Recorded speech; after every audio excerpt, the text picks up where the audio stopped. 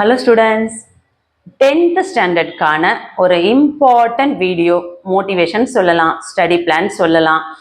நீங்கள் எப்படி வேணால் இந்த வீடியோவை எடுத்துக்கலாம். சரிங்களா? வீடியோ ஃபுல்லாக கேட்டுட்டு இது மோட்டிவேஷன் வீடியோவா இல்லை ஸ்டடி பிளானா என்னன்றதை நீங்களே புரிஞ்சுக்கோங்க. எனக்கு உங்களோட பேசணும் அப்படின்னு தோணுச்சு. ஸோ 2025 to 26 வந்து நீங்களாம் வந்து 11th ஸ்டாண்டர்ட் போக போகிறீங்க. இப்போ வந்து 10th எட்ஜஸ்டில் இருக்கீங்க, பப்ளிக் எக்ஸாம்ஸ் அப்படியே ஃபேஸ் பண்ணுறதுக்கு. ஸோ ஜஸ்ட் வந்து நீங்கள் 11th போகிறதுக்கான ஒரு மார்க்ஸ் மட்டும்தான் நமக்கு தேவை. சரிங்களா? இது வந்து உங்கள் லைஃப் மேட்டர் தான், இம்பார்ட்டன்ட் தான், நான் இல்லைன்னு சொல்லலை. ஆனால் 10th அப்படின்றது பப்ளிக் எக்ஸாம், நீங்கள் லைஃப்பில் எதிர்பார்க்குற ஒரு முதல் பப்ளிக் எக்ஸாம். ஸோ அந்த ஒரு பரபரப்பு இருக்கிறது தவறு கிடையாது. அதுக்காக இது மட்டும்தான் லைஃப் அப்படின்னு நினச்சிட்டு ரொம்ப பயந்துக்கிட்டு நிம்மதி இல்லாமல் படித்ததையும் மறந்துட்டு பயத்திலேயே வந்து இது வருமா இது வராதா, நம்ம எப்படி எக்ஸாம் பண்ணுவோம், நம்ம டார்கெட் அச்சீவ் பண்ணுவோமா, நம்ம சென்டம் அச்சீவ் பண்ணுமா, 500க்கு 480 வரணும், 490 வரணும், 400+ வரணும், 350+ வரணும். ஒவ்வொருத்தரும் அவங்களோட கெப்பாசிட்டிக்கு ஏற்ற மாதிரி எல்லாரும் ஒரு டார்கெட் அச்சீவ் பண்ணணும்னு நினைப்பீங்க. கண்டிப்பாக எல்லாரும் சிறப்பாக நல்லாவே எழுதுவீங்க, கான்ஃபிடென்ட்டாக இருங்க. நீங்கள் ஜென்ரலாக ஸ்கூலில் எழுதக்கூடிய அந்த ரிவிஷன் எக்ஸாம்ஸில் எவ்வளோ மார்க் எடுக்கிறீங்களோ அதிலிருந்து கண்டிப்பாக வந்து ஒரு 20 மார்க்ஸ் இல்லை 30 மார்க்ஸ் அதிகமாக தான் வரும். ஆனால் இது வந்து எல்லாருக்கும் வரும்னு சொல்ல முடியாது, அவங்கவுங்க கெப்பாசிட்டியை பொறுத்து. ஆனால் கண்டிப்பாக வந்து அட்லீஸ்ட் ஒரு 5 மார்க் ஆச்சும் கண்டிப்பாக வந்து எக்ஸ்ட்ரா தான் வரும். ஏன்னா ஸ்கூலில் பார்த்தீங்கன்னா உங்களுக்கு கட் ஆஃப் ரொம்ப கம்மியாக தான் கொடுப்பாங்க. ஏன்னா மார்க்ஸ் வந்து நீங்கள் டீட்டெயிலாக அட்டன் பண்ணிங்கன்னா 5 மார்க்ஸ் தான் ஒரு 4.5 தான் கொடுப்பாங்க. ஃபுல் மார்க்ஸ் நிறைய ஸ்கூலில் கொடுக்கவே மாட்டாங்க. என்ன ரீசன் பார்த்தீங்கன்னா, அப்படின்னா தான் நீங்கள் பப்ளிக்கு இன்னும் ஹார்ட் ஒர்க் பண்ணுவீங்க, இன்னும் நிறைய மார்க்ஸ் ஸ்கோர் பண்ணணுன்ட்டு இன்ட்ரெஸ்ட்டாக படிப்பீங்கன்னு சொல்லிட்டு உங்களுக்கு மார்க் கம்மியாக கொடுப்பாங்க. ஆனால் பப்ளிக் எக்ஸாம்ஸ் பொறுத்த வரையும் கண்டிப்பாக வந்து 5 out of 5 எல்லா டீட்டெயிலுக்குமே கொடுப்பாங்க. சரிங்களா? 99 மார்க் கண்டிப்பாக எடுக்க முடியும். நல்லா புரிஞ்சுக்கோங்க, 99 மார்க்ஸ் கண்டிப்பாக எடுக்க முடியும். அந்த 1 மார்க் பார்த்தீங்கன்னா எங்கே ஸ்பெல்லிங் மிஸ்டேக் இருக்குது அப்படின்னு தேடி கண்டுபிடிச்சி தான் உங்களுக்கு அந்த மார்க்ஸை குறைப்பாங்க. ஸோ சென்டம் எடுக்கிறது தான் நமக்கு ஒரு பெரிய சேலஞ்சிங்காக இருக்குமே தவிர 99 எடுக்கிறதோ 90 எடுக்கிறதோ 80 எடுக்கிறதோ பெரிய விஷயமே கிடையாது. எனக்கு கமெண்ட் வந்துக்கிட்டே இருக்குது, நாங்கள் வந்து எல்லா பாயிண்ட்ஸும் கரெக்டாக எழுதுனா எங்களுக்கு 5 மார்க்ஸ் போடுவாங்களா, டீட்டெயில் எவ்வளோ பேஜஸ் எழுதணும், இந்த மாதிரியான கொஷின்ஸ்லாம் குழந்தைங்க நிறைய பேர் கேட்டுகிட்டே இருக்கீங்க. ஸோ எல்லாருக்கும் வந்து கமெண்ட்டில் என்னால் மெசேஜ் பண்ண முடியல. அப்படியே நான் ஒரு மெசேஜ் போட்டாலும் அதுக்கு அடுத்தடுத்து நீங்கள் ரிப்ளை கொடுக்குறீங்க. ஸோ எல்லாத்துக்கும் என்னால் பண்ண முடியல. ஸோ உங்களுக்கான கமெண்ட்டுக்கான அந்த கேள்விகளுக்கான பதிலை நான் இந்த வீடியோவில் சொல்லலாம். ப்ளஸ் உங்களுக்கு இருக்க சில சந்தேகங்களை நான் வந்து கிளியர் பண்ணலான் இருக்கேன். ஃபஸ்ட்டு உங்களோட டவுட்டு, என்ன பென் யூஸ் பண்ணணுன்ட்டு. ஜெல் பென்னும் யூஸ் பண்ணலாம் குட்டி, இங்கு பென்னும் யூஸ் பண்ணலாம், நல்லா புரிஞ்சுக்கோங்க. சரிங்களா? ஸோ நீங்கள் என்ன பென் யூஸ் பண்ணிட்டு இருக்கீங்களோ அதையே கண்டினியூ பண்ணுங்கள். ஆனால் பால் பாயிண்ட் பென் மட்டும் யூஸ் பண்ணக்கூடாதுன்னு சொல்லுவாங்க. ஆனால் அப்படியே பார்த்தீங்கன்னா ஒரு சில பிள்ளைங்க அந்த பால் பாயிண்ட் பெண்ணுமே எழுதுறாங்க. இருந்தாலும் நீங்கள் ஜெல் பென் எழுதுங்க, அது பெட்டர். இங்க் பென் எழுதுறீங்கன்னா அதே யூஸ் பண்ணுங்கள். திடீர்னு போயிட்டு உங்களோட நீங்கள் எழுதிட்டு இருக்க அந்த பிராண்டை விட்டுட்டு வேற புதுசாக வாங்குறது, சாரி கொஞ்சம் கோல்டாக இருக்குது பேச முடியல. பெண்ணை வந்து புதுசாக அன்னைக்கு எக்ஸாம் அன்னைக்கு வந்து தாத்தா கிஃப்ட் பண்ணாங்க, மாமா கிஃப்ட் பண்ணாங்க, டேடி கிஃப்ட் பண்ணாங்க அப்படின்னு சொல்லிட்டு சென்டிமெண்ட்டாக யோசிச்சுட்டு நீங்கள் அந்த புது பென்லாம் யூஸ் பண்ணுவீங்க. அந்த மாதிரி புது பென்லாம் யூஸ் பண்ணாதீங்க. ரெகுலராக என்ன பென் யூஸ் பண்ணுறீங்களோ அந்த பெண்ணை யூஸ் பண்ணுங்கள். ஆனால் கண்டிப்பாக கையில் வந்து ஒரு 2 இல்லை ஒரு 3 பென் கண்டிப்பாக கொண்டு போங்க. ஸ்பேர் அதிகமாக இருக்கிறது ரொம்ப சேஃப்டி தான். சரிங்களா? அதே மாதிரி எக்ஸாம் ஹாலில் சுற்றி கித்தி வேடிக்கை பார்க்குறீங்க, யோசிக்கிறீங்கன்னா கூட அப்படியே தலையை குனிஞ்ச மாதிரி நம்ம கொஷின் பேப்பரை பார்க்குற போதே நம்ம யோசிக்கிற மாதிரியே இருக்கட்டும். நீங்கள் சுற்றி வேடிக்கை பார்த்து உட்காந்துட்டு இருந்தீங்கன்னு வச்சுக்கோங்க, அந்த ரூமுக்கு வர சூப்பர்வைசர் என்ன நினைப்பாங்க, இன்விஜிலேட்டர்னு செய்வாங்க, நீங்கள் வந்து ஏதோ பார்த்து எழுதுறதுக்காக ட்ரை பண்ணுறீங்களோ, இல்லை உங்கள் மேலே ஒரு தவறான அபிப்பிராயம் வந்துட்டு சுற்றி அவங்க உங்களே உத்து நோக்குவாங்க. அப்போ உங்களுக்கு என்ன ஆகும், அச்சோ அவங்க நம்மளே பார்க்குறாங்களே, இதெல்லாம் மண்டக்குள்ளே ஓடிட்டு இருந்தால் என்ன ஆகும்னா நம்ம எழுத வந்த அந்த கண்டென்ட் எல்லாம் ஆன்சர் எல்லாம் மறந்து போயிடும். ஸோ அதனால் வந்து நிறையவும் தண்ணியெல்லாம் குடிச்சிட்டு போயிடாதீங்க. எழுதும்போது எக்ஸாம் எழுதும்போது ரெஸ்ட் ரூம் போகிற மாதிரிலாம் இருக்கும். இதெல்லாம் வந்து நமக்கு டைம் வேஸ்ட் ஆகும். சொன்னது புரியுதுங்களா? ஸோ முடிஞ்ச வரையும் எக்ஸாம் ஹால்குள்ளே போகிறதுக்கு முன்னாடி ரெஸ்ட் ரூம் போயிட்டு வந்துடுங்க. தண்ணி லைட்டாக கொஞ்சம் போல் குடிச்சுக்கோங்க. எக்ஸாம் முடிச்சுட்டு வந்து தண்ணி நிறைய குடிச்சுக்கோங்க, தவறு கிடையாது. அதே மாதிரி எக்ஸாம் கிளம்புற வரையும் உள்ளே போகிற வரையும் அந்த கால் உள்ளே அவங்க கூப்பிட்டு பெல் அடிக்கிற வரையும் ரூம்குள்ளே காலை வைக்கிற வரையும் வெளியே வாசல்ன்ட்டு படிச்சுட்டே இருக்கிறது. அந்த டென்ஷன்லாம் வேண்டாம், கூலாக போங்க. வருஷம் ஃபுல்லாக படிச்சிருக்கீங்க, கண்டிப்பாக உங்கள் மைண்டில் வந்து எல்லாம் படிச்சிருக்கோம் அப்படின்றது நீங்கள் நம்பணும். முதல்ல ஐயோ நம்ம இன்னும் படிக்கலையா, சரி இன்னொரு கொஸ்டின் கேட்குறேன். இப்போ உங்களுக்கு வந்து 28 எக்ஸாம். ஸோ அது வந்து இன்னும் ஒரு 10 days தள்ளி வைக்கிறாங்கன்னு வச்சுக்கோங்க. அந்த 10 days தள்ளி வச்சுட்டு அந்த 10 days கழிச்சு நீங்கள் வந்து April 8 அன்னைக்கு இப்போ எக்ஸாம் எழுத போறீங்கன்னா அப்போ மட்டும் நம்ம 100% ரெடி ஆகிட்டோன்ற மைண்ட் செட்டப் வருமா? கண்டிப்பாக வராது. ஏன்னா இது மனுஷனுக்குள்ள எல்லாருக்குமே உள்ள ஒரு காமனான ஒரு விஷயம்தான். நம்ம வந்து என்னைக்கு நம்ம ரெடி ஆனாலும் எக்ஸாம் நம்ம ரெடி ஆகலை அப்படின்ற ஒரு கில்ட்டி வந்து பயம் உள்ளுக்குள்ளே இருந்துக்கிட்டே இருக்கும். ஸோ அதனால் அந்த பயம்லாம் வேண்டாம். கண்டிப்பாக நீங்கள் வருஷம் ஃபுல்லாக படிச்சிருக்கீங்க. கண்டிப்பாக எல்லாமே உங்களுக்கு நல்ல மனசில் பதிஞ்சு தான் இருக்கும். ஆனால் நம்ம எக்ஸாம் காலுக்கு போகிறதுக்கு முன்னாடி பதட்டத்தோடு உள்ளே போனோம் அப்படின்னா கடைசி நிமிஷம் வரையும் படிச்சுக்கிட்டு ஒரு ஸ்ட்ரெஸ்ஸாக போனோம் அப்படின்னா தெரிஞ்ச கொஸ்டின் ஆன்சர்ஸ் கூட நம்ம வந்து கரெக்டாக அட்டன் பண்ண முடியாது, கரெக்டாக பாயிண்ட் ஞாபகம் வராது, பதட்டம் ஆகிடுவோம், டைமுக்குள்ளே முடிக்க முடியாது, டைம் மேனேஜ்மெண்ட் பண்ண முடியாது. ஸோ இதெல்லாம் நமக்கு வந்து ரொம்ப வந்து டிஃபிகல்ட்டாகிடும். ஸோ அதுக்கு நம்ம அவாய்ட் பண்ண வேண்டியது முதல் நான் சொல்ல வேண்டிய விஷயம், பயப்படாதீங்க, கூலாக போங்க. ஏன் அந்த பப்ளிக் எக்ஸாம்னா அப்படியே என்னமோ நம்ம வாழ்க்கையிலேயே இதுதான் லாஸ்ட் அப்படின்ற மாதிரி மைண்டை ஃபிக்ஸ் பண்ணிடுறீங்க. நீங்கள் அந்த மாதிரிலாம் இருக்கக்கூடாது. கான்ஃபிடெண்ட்டாக போங்க, எக்ஸாம்ஸ் நல்லா பண்ணுங்க, உங்களை நம்புங்க. நீங்கள் எல்லாருமே சாதிக்க பிறந்தவங்க. என் குழந்தைங்க எல்லாருமே வந்து கண்டிப்பாக சிறப்பாக பண்ணுவீங்க. உங்களுக்காக நான் ப்ரேயர் பண்ணிகிட்ருக்கேன். நீங்கள் என்ன பண்ணணும் அப்படின்னா எக்ஸாம்ஸ்க்கு முன்னாள் வரையும் தூங்குற நேரம் போக சாப்பிட்ற நேரம் போக டைம் வேஸ்ட் பண்ணாமல் அழகாக ஒரு 1 hour படிக்கிறீங்களா, நடுவில் ஒரு 10 to 15 minutes பிரேக் எடுத்துக்கோங்க. திரும்பி ஒரு 45 minutes படிங்க. அதுக்கப்புறம் ஒரு 5 minutes பிரேக் எடுங்க. திரும்ப ஒரு 2 hours படிக்கிறீங்களா, ஒரு லாங் பிரேக் 1 hour இல்லை 1/2 hour 45 minutes ஒரு லாங் பிரேக் எடுங்க. இந்த மாதிரி உங்களுக்குள்ளே கொஞ்சம் டைம் பிரேக் எடுத்துட்டு நீங்கள் வந்து படிக்க ஆரம்பிச்சிருங்க. சரிங்களா? நான் போர்டை வச்சுட்டு நான் டைம் கொடுத்து உங்களுக்கு ஸ்டடி பிளான்லாம் கொடுத்தா அது கண்டினியூ பண்ண முடியாது. ஏன்னா நம்ம வீட்டு சூழல் வந்து பிரேக்ஃபாஸ்ட் ரெடி ஆகிறதுக்கு கொஞ்சம் இதாகும். அந்த டைம் கீப் அப் பண்ண முடியலன்னு அங்கே நம்ம பேரண்ட்ஸ் கிட்ட போய் கோவப்படுவோம். அதே மாதிரி நம்மளால் முழுசாக அந்த டைம்குள்ளே முடிக்க முடியலன்னா அங்கே கொஞ்சம் ஸ்ட்ரெஸ் ஆகும். ஸோ இந்த ஸ்ட்ரெஸ் எல்லாம் வேண்டாம். உங்களுக்கான பிளானை நீங்களே போடுங்க. ஒரு நோட் எடுத்து எத்தனை மணி நேரம் எக்ஸாம், அதாவது நீங்கள் எக்ஸாம் போகிறதுக்கு முன்னாள் வரையும் உங்களுக்கு டைம் இருக்குது. ஸோ எத்தனை மணி நேரம் இருக்குது, எவ்வளோ நேரம் நம்ம படிக்கலாம், எவ்வளோ நேரம் பிரேக் எடுக்கலாம், எவ்வளோ நேரம் நம்ம வந்து ரிலாக்ஸ் பண்ணலாம், இதெல்லாம் நீங்கள் டிவைட் பண்ணிவிட்டு எக்ஸாம் ஹால் போகும்பொழுது கூலாக மார்னிங் போனீங்கன்னா கண்டிப்பாக சூப்பராக பண்ணலாம். அதை விட ரொம்ப முக்கியமான விஷயம், இன்னையிலேருந்தே மெடிடேஷன் பண்ண ஆரம்பிச்சிருங்க.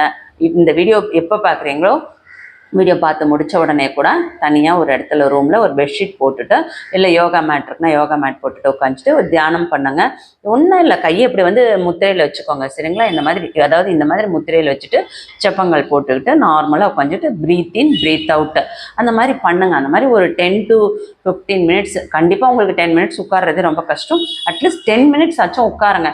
இதை மட்டும் பண்ணுங்கள். உங்களுக்கு நிறைய யோசனை வரும். அந்த யோசனை என்ன யோசனை வருதுன்னு அப்படியே அதையே திங்க் பண்ணி அதையே கவனிங்க. அவ்வளோதான். எந்த யோசனை வந்தாலும் அதுலேருந்து வெளியே வராதிங்க.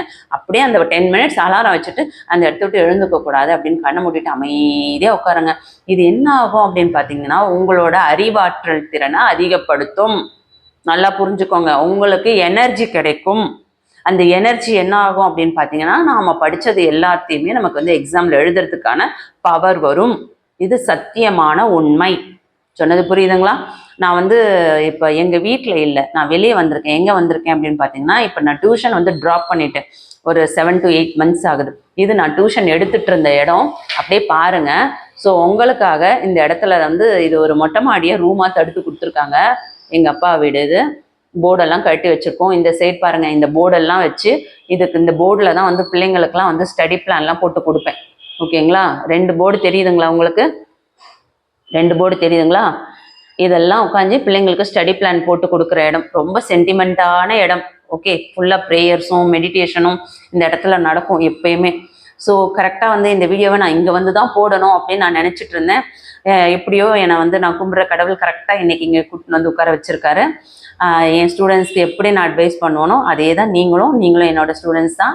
எல்லா குழந்தைங்களும் சிறப்பாக நல்லா பண்ணுவீங்க. கடவுள் கண்டிப்பாக நம்ம கூட இருக்காரு. நான் கும்பிட்ற பாபாவும் உங்களுக்கு கண்டிப்பாக வந்து ஆசீர்வாதம் பண்ணுவார். எல்லாரும் நல்லா பண்ணுங்க. தயவு செஞ்சு பயப்படாதீங்க, கான்ஃபிடெண்ட்டாக படிங்க. இப்போயே வந்து எக்ஸாம்ஸ்க்கு போகிறதுக்கான எல்லாம் செட்டப்பாக எடுத்து வச்சுக்கோங்க. பென், பென்சில், ஸ்கேல், எரேசர் எல்லாம் செட்டப்பாக வச்சுக்கோங்க. என்ன பென் யூஸ் பண்ணுறீங்களோ அது 2-3 பென் அந்த பிராண்டில் வாங்கி வச்சுக்கோங்க. புதுசாக எதுவும் வந்து பிராண்டெல்லாம் மாற்றாதீங்க. அதே மாதிரி எக்ஸாம் முடிகிற வரையும் தயவு செஞ்சு அம்மா கிட்ட சண்டை போடாதீங்க. அவங்க என்ன சொன்னாலும் கொஞ்சம் ஒபே பண்ணுங்க. அதை விட முக்கியம், பேரண்ட்ஸ் கிட்ட நான் ரெக்வஸ்ட் பண்ணி கேட்டுக்கிறேன், குழந்தைங்க வந்து தவறே பண்ணால் கூட ப்ளீஸ் அன்பாக சொல்லி அவங்கள வழி நடத்துங்க. அவங்க கிட்ட கொஞ்சம் கோவம்லாம் பட வேண்டாம். ஏன்னா அவங்க வந்து இப்போ இருக்கிற மனநிலை என்னவா இருக்குன்றது உங்களால் உணர முடியும். அவங்க வந்து ஒரு பதட்டமான ஒரு சூழலில் இருப்பாங்க. அந்த குழந்தைங்களுக்கு வந்து நீங்கள் தான் ஃபுல் அண்ட் ஃபுல் சப்போர்ட்டிவாக இருக்கணும். உங்களை விட ஒரு சிறந்த பாதுகாப்பு வேறு யாருமே கிடையாது. அவங்களுக்கு எல்லாம் நல்லது பண்ணுறதும் நீங்கள் தான். அதே நேரத்தில் எல்லாம் நல்லா படித்து வருஷம் ஃபுல்லாக பார்த்துட்டு அந்த எக்ஸாம் டைமில் அவங்க ஏதாவது சின்ன தவறு பண்ணாங்கன்னு சொல்லிட்டு அவங்ககிட்ட கோச்சிக்கிட்டு கோவப்படுறது இதெல்லாம் வேண்டாம். மென்டலி அவங்க ஸ்ட்ரெஸ் ஆகாமல் அவங்களுக்கு கான்ஃபிடென்ட்டாக எக்ஸாம் எழுதுறதுக்கான தைரியத்தையும் ஒரு உந்துதலையும் கொடுத்து அவங்கள வழி நடத்துங்க. கண்டிப்பாக குழந்தைங்க நல்லா வருவாங்க. எல்லாருடைய திறமையை செக் பண்ணுறதுக்கான ஒரு எக்ஸாம்ஸ் தான் இது. தவிர்த்து இது மட்டும்தான் நம்ம வாழ்க்கை அப்படின்னு நினச்சிட்டு யாரும் பயந்துக்க வேண்டாம். கண்டிப்பாக நீங்கள் என்ன படிச்சிருக்கீங்களோ அதிலேருந்து எக்ஸ்ட்ரா தான் மார்க்ஸ் ஸ்கோர் பண்ண முடியும். கான்ஃபிடென்ட்டாக இருங்க. அதுக்காக நீங்கள் படிக்கவே இல்லாமல் ஐயோ கல்வி விஜி சேனலில் அந்த ஆண்டி வந்து நிறைய மார்க் வரும்னு சொன்னாங்க, நீங்கள் கூலாக இருந்துட்டு மார்க் வரல அப்படின்னு என்னை வந்து கொஷின் கேட்கக்கூடாது. நான் சொல்கிறது, நீங்கள் வருஷம் ஃபுல்லாக படிச்சிருக்கீங்க அப்படின்னா தைரியமாக இருங்க, பயப்படாதீங்க. ஏற்கனவே நீங்கள் 80 எடுக்கிறீங்கன்னா இந்த முறை கண்டிப்பாக நீங்கள் 90 எடுக்கலாம், 90 எடுக்கவங்க 95 எடுக்கலாம். என்ன ஒரு பெரிய சேலஞ்சிங் அப்படின்னு பார்த்தீங்கன்னா அந்த சென்டம் எடுக்கிறது தான் பெரிய சேலஞ்சிங். 95 அபவ் எடுக்கிறதுன்றது சேலஞ்சிங்காக இருக்கும். என்னன்னு பார்த்தோம்னா ரொம்ப வந்து கஷ்டமாக கேட்க மாட்டாங்க. இந்த 1 மார்க் கொஷின்ஸ்லாம் ஏதாவது இன்சைட்லேருந்து ஏதாவது கொஷின்ஸ் கேட்டிருப்பாங்க. அதே மாதிரி நம்ம வந்து ஆப்ஷனில் எடுத்து எழுதும்பொழுது நம்ம எந்த பாயிண்ட், ஃபார் எக்ஸாம்பிள் இந்த சதாவதானம் அவயம் இந்த கொஷின்ஸ்லாம் நீங்கள் எழுதும்போது அதுக்கு வந்து 2 பாயிண்ட்ஸ் கரெக்டாக இருக்கும். அதுக்கு வந்து அந்த 2 பாயிண்ட்ஸ் போது அந்த 2 பாயிண்ட் எழுதிட்டிங்கன்னா ஒவ்வொரு பாயிண்ட்டுக்கும் 1 மார்க்குன்னு கொடுத்துருவாங்க. ஸோ அந்த மாதிரியான ஆன்சர் எடுத்து எழுதுங்க. கட்டுரை சூஸ் பண்ணும்போது கரெக்டாக உங்களுக்கு எதெல்லாம் வந்து நல்ல கீ பாயிண்ட் தெரியுமோ அந்த மாதிரி கட்டுரை எழுதுங்க. விரிவானத்தில் வந்து நீங்கள் வந்து இந்த அன்னமையா நல்லா பார்த்துக்கோங்க. அதுக்கடுத்தது புயலிலே ஒரு தோனி நல்லா படித்து வச்சுக்கோங்க. அழகிரி சாமியின் ஒருவன் இருக்கிறான் அது நல்லா படிச்சுக்கோங்க. இதெல்லாம் வந்து விரிவானத்தில் வெரி வெரி இம்பார்ட்டன்ட். கட்டுரைன்னு பார்க்கும்பொழுது கடிதம்லாம் பார்க்கும்பொழுது கல்பனா சாவ்லா அவங்களது பார்த்துக்கோங்க. விண்வெளியும் கல்பனா சாவ்லாவும் அதை நல்லா பார்த்துக்கோங்க. அப்புறம் செய்யுள் கொஸ்டின் ஆன்சர் பார்த்தீங்கன்னா உங்கள் வீட்டுக்கு வந்த விருந்தினரை வந்து உபசரித்தல் அதை நல்லா படிச்சுக்கோங்க. அதுக்கு அடுத்தது பார்த்தோன்னா எனக்கு டக்குன்னு ஞாபகம் வர மாட்டேது. நான் உங்களுக்கு கண்டிப்பாக தனியாக வீடியோ போடுறேன், வேணுன்றவங்க கமெண்ட் பண்ணுங்கள். 5 மார்க்ஸ் அண்ட் 8 மார்க்ஸ்க்கு மட்டும் ஸ்பெஷலாக நான் வீடியோ போடுறேன். நிறைய வீடியோ போட்டுகிட்டே தான் இருப்பேன், கவலையே படாதீங்க. ஆனால் நான் உடனே வீடியோ போட்டேங்க. நீங்கள் படிக்காமல் வீடியோ பார்த்துட்டு இருப்பீங்கன்றது தான் கொஞ்சம் கேப் விட்டு வீடியோ போடலாம் அப்படின்னு முடிவு பண்ணியிருக்கேன். ஏன்னா நீங்கள் படிக்கணும், சும்மா ஃபோனை பார்த்துட்டு வீடியோ பார்த்துட்டு இருக்கிறது முக்கியம் கிடையாது. அதுக்கடுத்தது தற்கூரி பேற்றணி நல்லா பார்த்துக்கோங்க. அழகிட்டு வாய்ப்பாடோட அந்த வாய்ப்பாடெல்லாம் ஒரு ப்ராக்டிஸ் கொடுத்துக்கோங்க. மனப்பாட பகுதியை இப்பயே எழுதி பார்த்துக்கோங்க. எக்ஸாம்ஸ் அன்னைக்கு மார்னிங் உட்காந்து எழுத வேண்டாம், இப்பயே எழுதி பார்த்து செக் பண்ணிவிடுங்க. அதில் என்னென்ன மிஸ்டேக்ஸ் வருதோ அதை அப்படியே ரவுண்ட் பண்ணி வச்சுக்கோங்க. பிளாக் பென்லையோ இல்லை ஏதாவது வேறு கலர் ஸ்கெட்ச் பென்லையோ ரவுண்ட் பண்ணி வச்சுட்டு அந்த மிஸ்டேக்ஸ் ஆன வேர்ட்ஸை மட்டும் அன்றைக்கி மார்னிங் எக்ஸாம்ஸ் போகிறதுக்கப்ப என்ன மிஸ்டேக் பண்ணியிருக்கோமோ அதை மட்டும் ஒரு கிளான்ஸ் பார்த்துக்கோங்க. புக் பேக் 1 மார்க்ஸ்லாம் இன்றைக்கே இந்த வீடியோ பார்த்த உடனே நீங்கள் இன்றைக்கி ஃபுல்லாக பக்கா ரெடியாக இருக்கணும். டெய்லியுமே அதாவது இன்னைக்கு நாளைக்கெல்லாம் கொஞ்சம் அந்த 1 மார்க்ஸ்லாம் நல்லா ப்ராக்டிஸ் பண்ணிக்கோங்க. அதுக்கப்புறம் என்ன சொல்லலாம், கட்டுரையில் பார்த்தீங்கன்னா சாலை விதிகள் நல்லா படிங்க. அப்புறம் நூலகம் அதை நல்லா பார்த்துக்கோங்க. அதுக்கடுத்தது மழைநீர் அதை பார்த்துக்கோங்க, மழைநீர் சேகரிப்பு. அடுத்தது சிக்கனமும் சிறு சேமிப்பும் அது படிங்க. கட்டுரையை பொறுத்தவரை இதுதான் வரும் அப்படின்னு நம்ம கெஸ் பண்ண முடியாது, எப்படி வேணால் உங்களுக்கு ட்விஸ்ட் வச்சு கேட்பாங்க, சரிங்களா? அதே மாதிரி தமிழகம் தந்த தவப்புதல்வர்னு ஒரு கொஷின் வரும், காமராஜரை பற்றி எழுதுறது. அந்த கொஷின்ஸில் பார்த்துக்கோங்க. அவங்களே உங்களுக்கு அந்த ஹிண்டெல்லாம் கொடுத்துட்றாங்க. அந்த ஹிண்ட்டை வச்சு நீங்கள் வந்து படிக்கவே இல்லைனா கூட கண்டென்ட்டை கொடுத்து நீங்கள் எழுதலாம். ஸோ முன்னுரை முடிவுரை கொடுத்து நீங்கள் நோட்ஸ் எழுதுனீங்கன்னாவே உங்களுக்கு அந்த 8 மார்க்ஸுக்கு தாராளமாக வந்து 2-3 மார்க்ஸ் கண்டிப்பாக கொடுத்துருவாங்க, ஒன்றுமே தெரியலன்ற பட்சத்தில், சரிங்களா? நீங்கள் படிச்சிருக்கீங்கன்னா கண்டிப்பாக கீ பாயிண்ட்ஸ்லாம் கொடுத்துட்டு சைட் ரைட்டிங் கொடுத்துட்டு குறிப்பு சட்டகம் போட்டு அழகாக எழுதுங்க. நிறைய ஸ்டூடெண்ட்ஸ் கேட்குறீங்க ஹேண்ட் ரைட்டிங் சரியில்லைன்னா மார்க் போகுமா அப்படின்னு சொல்லிட்டு. கண்டிப்பாக ஹேண்ட் ரைட்டிங் சரியில்லைன்னா மார்க் போகாது, ஆனால் புரிகிற மாதிரி எழுதணும். அதே நேரத்தில் கொஞ்சம் அடித்து எழுதலாம். அடித்தல் திருத்தல் இல்லாமல், நீங்கள் ஹேண்ட் ரைட்டிங்கே சரியில்லைன்னா கூட அடித்தல் திருத்தல் இல்லாமல் தெளிவாக எழுதுனீங்கன்னா உங்களுக்கு ஃபுல் மார்க்ஸ் வந்துடும். ஸோ பயப்பட வேண்டாம். ஹேண்ட் ரைட்டிங்கிறது நான் உங்களுக்கு வந்து நான் பேப்பர் ப்ரெசன்டேஷன் வீடியோ போட்டிருந்தேன், தமிழுக்கு 2 வீடியோ போட்டிருக்கேன். வேணும்னா இன்னொரு பேப்பர் நான் என்கிட்ட 2-3 பேப்பர் இருக்குது, இன்னும் கூட சொல்லுங்கள் போடுறேன். ஏன்னா உங்களை டிஸ்டர்ப் பண்ணக்கூடாதுன்னு தான் நான் யோசிச்சு வீடியோ போடுறேன். உங்களுக்கு வேணும்னா சொல்லுங்கள், நான் இன்னும் அந்த 2-3 பேப்பரை கூட பேப்பர் ப்ரெசன்டேஷன் வீடியோவாக போடுறேன், ஈவினிங்க்கு மேலே போடுறேன். ஆனால் என்ன நீங்கள் பண்ணணும் அப்படின்னா அதில் என்னெல்லாம் நான் உங்களுக்கு வந்து எதுக்காக அவங்களுக்கு மார்க் போகுது, அவங்க என்ன நோட்ஸ் வந்து கம்மியாக கொடுத்துருக்காங்க, என்ன மிஸ்டேக் பண்ணியிருக்காங்க, இதெல்லாம் நான் சொல்கிறேன் பார்த்தீங்களா. அதெல்லாம் நீங்கள் நோட் பண்ணி வச்சுக்கிட்டு அதெல்லாம் வந்து கரெக்டாக எக்ஸாமில் வந்து அந்த தவறை பண்ணாமல் நீங்கள் கரெக்டாக எழுதணும், அவ்வளோதான். ஸோ ஹேண்ட் ரைட்டிங் சரியில்லைன்னா மார்க் போகுமா அப்படின்னா கண்டிப்பாக போகாது, பயப்பட வேண்டாம். ஓகே.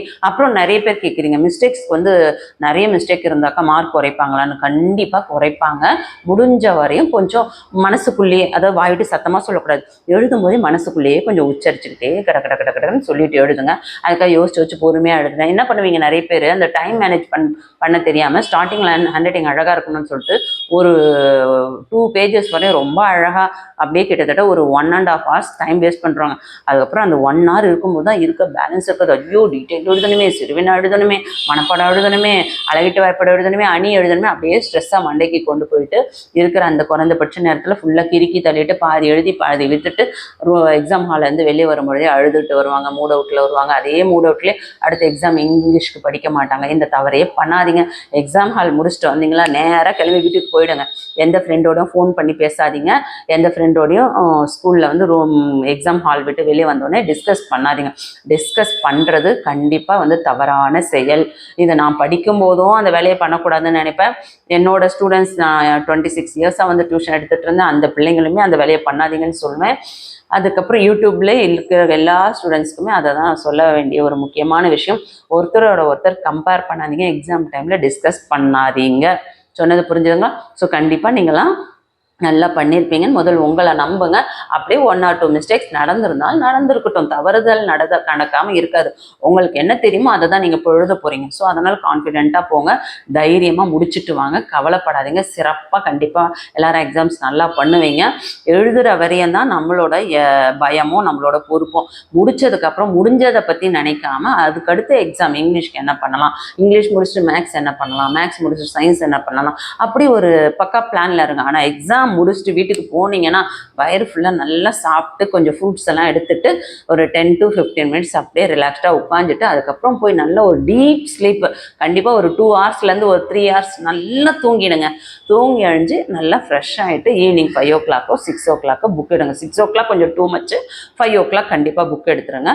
அதுக்கப்புறம் படிங்க கண்டினியூ. அதுலேயே வந்து உங்களுக்கு 1 மணி நேரத்துக்கு ஒரு பிரேக், ஒரு 10 minutes, 1 hourனா ஒரு 10 minutes எடுங்க. 40 minutes தான் படிக்கிறீங்க, ஒரு 45 minutes தான் படிக்கிறீங்கன்னா ஒரு 5 minutes பிரேக் எடுங்க. பிரேக்னா அப்படி போய் விளையாடணும், ஃபோன் எடுத்து பார்க்கணும், அதெல்லாம் கிடையாது. பிரேக்னா அந்த இடத்த விட்டு எழுந்து போகிறது, ஃபேஸ் வாஷ் பண்ணுறது, ஏதாவது ஒரு ஃப்ரூட்ஸ் சாப்பிட்றது, ஒரு சின்ன சின்ன எக்ஸசைஸ் பண்ணுறது, உங்களுக்கு பிடி பீரியடில் சொல்லி கொடுத்துருப்பாங்களே அந்த சின்ன சின்ன எக்ஸசைஸ் பண்ணுறது, இல்லை ஸ்விம்மிங்கில் ஸ்கிப்பிங் பண்ணுறது, இந்த மாதிரியான சின்ன சின்ன விஷயங்கள்லாம் பண்ணுங்கள். கொஞ்சம் உங்களுக்கு பிரிஸ்காக இருக்கும். அப்பப்போ வந்து ஃபேஸ் வாஷ் பண்ணிக்கோங்க. சோப் போட்டுலாம் பண்ணணும், வெறும் வார்ம் வாட்டரில் சும்மா ஃபேஸ் வாஷ் பண்ணிக்கோங்க. அது கண்களுக்கு கொஞ்சம் ஹீட் ஆகாமல் குளிர்ச்சியாக இருக்கும். எக்ஸாம் முடிகிற வரையும் தயவு செஞ்சு ப்ளீஸ் வெளியே போயிட்டு நான் வந்து சாட் ஐட்டம் சாப்பிட்றேன், ஃப்ரைட் ரைஸ் சாப்பிட்றேன், அந்த மாதிரி சொல்லிட்டு வெளியில் இருக்க ஃபுட்டெல்லாம் வாங்கி சாப்பிடாதீங்க. பேக்கட் ஐட்டம்லாம் சாப்பிடாதீங்க. அம்மா செஞ்சு கொடுக்குற ஃபுட்டை சாப்பிடுங்க. முடிஞ்சால் வெஜிடேரியனாக சாப்பிட்டுக்கோங்க. ஃப்ரூட்ஸ் நிறைய எடுத்துக்கோங்க. ஐஸ் வாட்டர், ஐஸ்கிரீம், கூல்ட்ரிங்க்ஸ் அதெல்லாம் தயவு செஞ்சு தவிர்த்துடுங்க.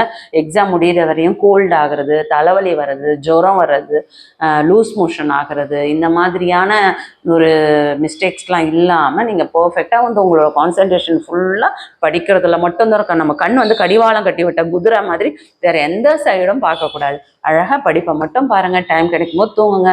ரிலாக்ஸ் பண்ணுறீங்களா, ஒரு பாட்டை போட்டு விட்டு நல்லா டான்ஸ் ஆடுங்க. இதை தான் எல்லா ஸ்டூடெண்ட்ஸ்க்குமே நான் சொல்லுவேன். ஏன்னா நான் சின்ன வயசில் அந்த வேலையை பண்ணியிருக்கேன். நமக்கு தெரியுமோ தெரியாத சும்மா ஒரு பாட்டை போட்டு நம்ம அப்படி குதிச்சு ஆடும்போது நம்ம உடம்புக்கு நல்ல எக்ஸசைஸாகவும் இருக்கும், நல்ல எனர்ஜெட்டிக்காக இருக்கும். நம்ம ஸ்ட்ரெஸ் எல்லாமே ரிலீஸ் ஆகிட்டு ரொம்ப ஜாலியாக நம்ம வந்து ரிலாக்ஸாக படிக்கணும். திரும்ப புக் எடுக்கும்போது புதுசாக படிக்கிற மாதிரி ஃப்ரெஷ்ஷாக படிக்கணும். சொன்னது புரியுதுங்களா? ஸோ முடிஞ்ச வரையும் நல்லா படிங்க, கான்ஃபிடென்ட்டாக இருங்க. இந்த வீடியோ யூஸ்ஃபுல்லாக இருக்கும்னு நினைக்கிறேன். உங்களுக்கு இதே வீடியோவில் நான் வந்து என்னென்ன இம்பார்ட்டன்ஸ் சொன்னேன்னா வீடியோ லென்த்தியாக போகுது. ஸோ நான் இதுக்கு அடுத்த வீடியோவில் உங்களுக்கு இம்பார்ட்டன்ட் கொஷின்ஸ் நல்லா கவனிங்க. இந்த வீடியோக்கு அடுத்த video important model question paper போடவா அல்லது top most important 5 mark question 8 mark question சொல்லவா. ஏற்கனவே வந்து நான் இன்னைக்கு மார்னிங் ஒரு வீடியோ போட்டிருந்தேன், அந்த வீடியோவிலேயே உங்களுக்கு இம்பார்ட்டன்ஸ் சொல்லியிருக்கேன். ஸோ அதில் இருந்துமே ஃபில்டர் பண்ணி அடுத்து என்ன வந்து டாப் மோஸ்ட் இம்பார்ட்டன்ட் அப்படின்னு சொல்லிட்டு உங்களுக்கு ஒவ்வொன்றா வந்து நான் குறைச்சிக்கிட்டே வருவேன். சரிங்களா, மேக்ஸிமம் மினிமம் என்ன படிக்கலாம், மினிமம் என்ன படிக்கலாம் அப்படின்னு சொல்லிகிட்டே வருவேன். ஸோ அதனால் உங்களுக்கு வந்து இம்பார்ட்டன்ட் சொல்லலாமா இல்லை model question paper, important model question paper போடலாமா அப்படின்னு சொல்லிட்டு கமெண்ட் பண்ணுங்கள்.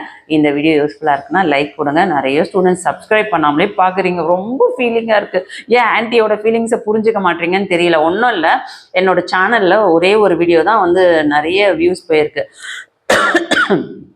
சாரி, என்னன்னு பார்த்தீங்கன்னா நம்ம தமிழ் பேப்பர் ப்ரெசன்டேஷன் வீடியோ பார்த்தீங்கன்னா 1,80,000 கிட்ட போயிருக்கு.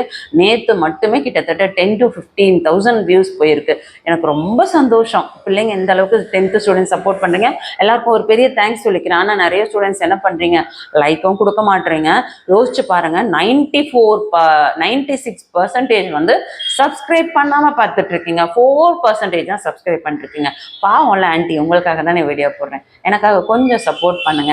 நீங்க சப்போர்ட் பண்ண சப்ஸ்கிரைபர் கூட எனக்கு அப்படியே மோட்டிவேஷன் அதிகமாகுது. ஓகே, நம்ம 20ல இருந்து எனக்கு 25 வந்துட்டோம், 25ல இருந்து 30 வந்துட்டோம், அப்படி 5,000 சப்ஸ்கிரைபர் ஏறும்போது ஐயோ பிள்ளைங்களுக்கு இன்னும் நல்ல பெஸ்ட் கொடுக்கணும், இன்னும் நல்ல பெஸ்ட் கொடுக்கணும், ஏன்னா பொறுப்பு தான் கூடுது. ஆனா நீங்க என்ன பண்றீங்க, சப்ஸ்கிரைப் பண்ணாம பாக்குறீங்க. ப்ளீஸ் சப்ஸ்கிரைப் பண்ணிக்கோங்க. ஆல்னு வர பெல் பட்டன் ப்ரெஸ் பண்ணிக்கோங்க. வாட்ஸ்அப் சேனல், டெலகிராமோட லிங்க் எல்லாம் டிஸ்கிரிப்ஷன்ல கொடுத்துருக்கேன், ஜாயின் பண்ணிக்கோங்க. அடுத்து 11th and 12th முக்கியமான இன்ஃபர்மேஷன்லாம் உங்களுக்கு கண்டினியூவா நம்ம வந்துகிட்டே இருக்கும். கல்வி விஜயில எக்ஸாம் முடிஞ்சிச்சு, அதோட முடிஞ்சிச்சு அப்படின்னு நினைக்க வேண்டாம். அப்பப்போ கவர்மெண்ட்ல என்ன அனௌன்ஸ்மெண்ட் வருது எல்லாமே அப்டேட் பண்ணுவோம். நம்ம வந்து ஒரு சின்ன சேனல் தான், சப்ஸ்கிரைபர்ஸ் கம்மியாக தான் இருக்கு. ஆனாலும் என்னோட எக்ஸ்பீரியன்ஸ் 26 இயர்ஸ் முடிஞ்சு 27 ஆரம்பிக்க போகுது இந்த ஜூன் வந்தால். ஸோ கண்டிப்பாக சப்போர்ட் பண்ணுங்க, திறமைகளுக்கு வாய்ப்பு கொடுங்க. உண்மையான திறமை இருக்குன்னு ஃபீல் பண்ணீங்கன்னா சப்ஸ்கிரைப் பண்ணிக்கோங்க, லைக் பண்ணுங்க. திரும்ப திரும்ப அதை தான் கேட்க போறேன். ஸோ நீங்க சப்போர்ட் பண்ணீங்கன்னா இன்னும் எனக்கு நிறைய வீடியோ போடுறதுக்கு ஒரு பெரிய உந்துதலாக இருக்கும். தேங்க்யூ, லவ் யூ செல்லங்களா. இவ்வளோ பொறுமையாக என்னோட வீடியோ கேட்டுட்டு இருக்கீங்க. எல்லாமே இருக்கும், எல்லாருக்கும் ரொம்ப யூஸ்ஃபுல்லாக இருக்கும்னு நினைக்கிறேன். பயப்படாமல் தைரியமாக போங்க. அழகாக எக்ஸாம்ஸை கலக்க போகிறோம், வின் பண்ண போகிறோம். நம்ம கையில் இருக்குது வெற்றி. அதுக்கப்புறம் எதுக்கு கவலை, தைரியமாக போயிட்டு வாங்க. ஆன்ட்டி உங்க கூட இருக்கேன், கடவுள் நம்ம கூட இருக்கிறாரு. எல்லாருமே கடவுளுக்கு நன்றி சொல்லுங்க. அதை விட முக்கியம் மாதா பிதா குரு தெய்வம் சொல்லியிருக்காங்க இல்லையா. உங்க மாதா உங்க அம்மாவும் உங்க அப்பா பிதா அப்பா அம்மா அப்பா காலில் விழுந்து ஆசீர்வாதம் வாங்குங்க. அவங்க கிட்ட கோவமா பிஹேவ் பண்ணாதீங்க, அவங்க கிட்ட நல்ல ஒரு பிளெஸிங்ஸ் வாங்குங்க. தாத்தா பாட்டி காலில் விழுந்து ஆசீர்வாதம் வாங்குங்க. குரு கிட்ட, அதாவது டீச்சர்ஸ் கிட்ட ஆசீர்வாதம் வாங்குங்க. எல்லாரும் நல்லா இருக்கலாம். சொன்னது புரியுதுங்களா? என்னோட ஸ்டூடெண்ட்ஸ் எல்லாருமே எக்ஸாம்ஸ் நல்லா பண்ணணும்ட்டு நான் எக்ஸாம்ஸ்க்கு ஒவ்வொரு நாளும் எக்ஸாம்ஸ்க்கு இல்லை பிஃபோராக இப்போ வந்து நான் கிட்டத்தட்ட ஒரு 2 months-ஆவே டெய்லி ப்ரேயரில் குழந்தைங்க தைரியமாக பண்ணணும், கான்ஃபிடென்ட்டாக படிக்கணும். என்னென்ன கமெண்ட் வருதோ அதை அப்படியே மைண்டில் வச்சுட்டு அந்த கமெண்ட்டுக்கு பிள்ளைங்களுக்கு நான் வந்து ப்ரேயர் பண்ணிக்குவேன். ஸோ தயவு செஞ்சு யாரும் பயப்பட வேண்டாம், எல்லாரும் சூப்பராக சிறப்பாக பண்ணுவீங்க. நம்பிக்கை இருக்குது. கண்டிப்பாக தைரியமாக போயிட்டு வாங்க, டைம் வேஸ்ட் பண்ணாதீங்க. ஹெல்த்தை பார்த்துக்கோங்க. நான் சொன்ன டிப்ஸ் அண்ட் ட்ரிக்ஸை அழகாக ஃபாலோ பண்ணுங்கள். இந்த வீடியோ யூஸ்ஃபுல்லாக இருக்குன்னா ஒரு லைக் கொடுத்துட்டு பாருங்கள். அடுத்த வீடியோ இம்பார்ட்டன்ட் வீடியோ போடலாமா இல்லை இம்பார்ட்டன்ட் மாடல் கொஸ்டின் பேப்பர் போடலாமா, இது ரெண்டுத்தில் என்ன போடலாம்னு சொல்லிட்டு கமெண்ட் பண்ணுங்கள். தேங்க்யூ.